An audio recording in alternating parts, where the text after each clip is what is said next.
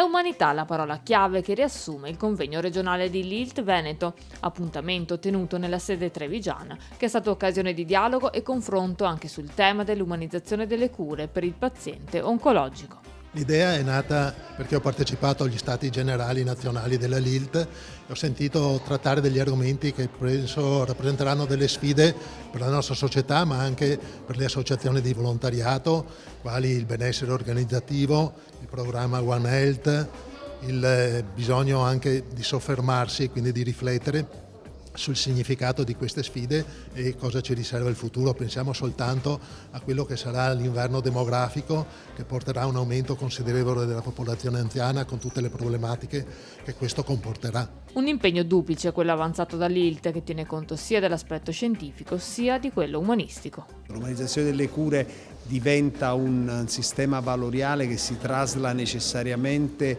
in una parte clinico-assistenziale. Infatti il benessere organizzativo nasce proprio nella direzione del paziente e tra i medici e tra gli operatori sanitari. L'ascolto è il primo punto che noi dobbiamo mettere in evidenza. Un approccio sempre più indispensabile che parte dall'ascolto di tutto il sistema di cura, partendo dal paziente, ma senza tralasciare anche tutto il personale sanitario. Noi abbiamo bisogno di ascolto, questo significa che dovremmo cercare di trovare meno ostacoli burocratici, perché la burocrazia davvero limita i tempi disponibili da dedicare invece al malato. Noi dobbiamo umanizzare questo rapporto, meno burocrazia, meno politicizzazione della sanità e più umanità.